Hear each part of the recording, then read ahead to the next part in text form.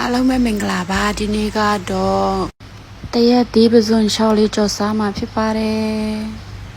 တရက်တီးပဇွန်ရှောက်ကြော်နဲ့တွဲစားဖို့ကျမကဘူးညွန့်ဟင်းကြိုလည်းရှက်ပါမယ်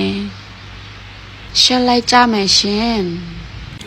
အရင်ဦးဆုံးမြုပ်သေးချက်သွန်ဖြူကိုစီရင်တတ်ပါမယ်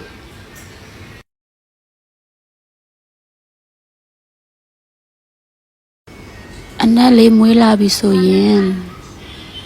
စေထားတဲ့ပဇွန်လျှောက်လေးတွေထည့်ပါမယ်ပြီးရင်တမအောင်မွေပြီးတော့ကြော်ပေးလိုက်မှာပေါ့နော်ပဇွန်လျှောက်လေးမွေးလာတဲ့ချိန်ထိကြော်ပေးပါမယ်ပဇွန်လျှောက်လေးမွေးလာပြီဆိုရင်တော့ရှစ်ထားတဲ့တရက်သီးကိုထည့်ပြီးတော့မွေပေးလိုက်ပါမယ်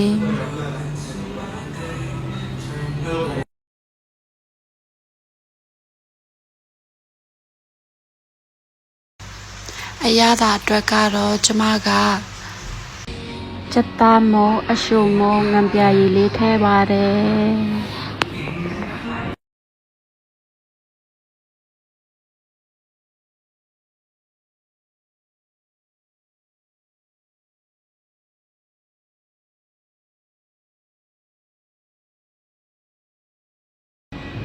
အရသာလေးမြင်ကြည့်ပါမယ်ရှင်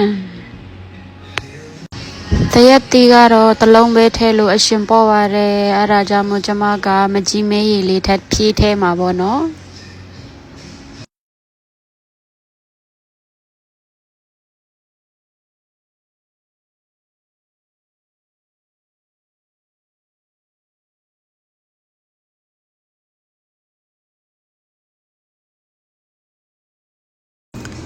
အရှင်လေးထပ်ထဲတော့အရသာလေးပေါ့သွားတာပေါ့နော်အဲ့ဒါကြောင့်မို့ကျမကငံပြိုင်လေးနည်းနည်းထပ်ထဲပါတယ်ရှင်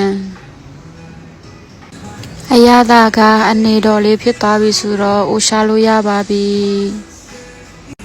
အိုရှာခါနီမှာညီမလေးတယောက်ကသူ့ကိုနည်းနည်းလေးကြွေးအောင်ဆိုပြီးတော့သူ့ကိုနည်းနည်းလေးခုပေးလိုက်ပါတယ်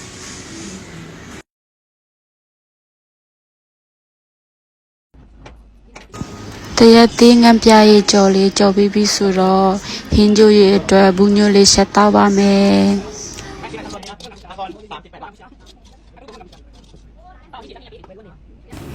တရက်သေးပဇွန်ရှောက်ကြော်လေးကတော့ညီရုပ်တီးစမဲ့ပုံပဲညီရဲတွတ်နေတာပဲဘူးညိုကတော့အရှိတပိုင်းအနုလေးပဲယူတာပေါ့နော်အောက်ပိုင်းအရေးကတော့မယူဘူးရှင်ရင်နှွေးတက်ပေးလိုက်မှရှင်ဂျင်းရဲ့ကြက်သွန်နီထဲမှာပေါ့နော်ပြီးလို့ရှိရင်ခနော်ခဲလေးနဲ့စားလေးနဲ့ငယ်ထဲပါမယ်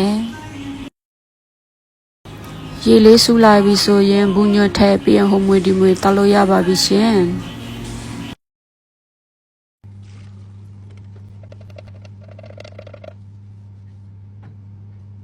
ကျမဟင်းကတော့ဘူးညွတ်ဟင်းရည်နဲ့တရက်သေးပဇွန်6ကြော်လေးပေါ့နော်ကျန်တာကသူများဟင်းတွေပါစားကြပါအောင်ရှင်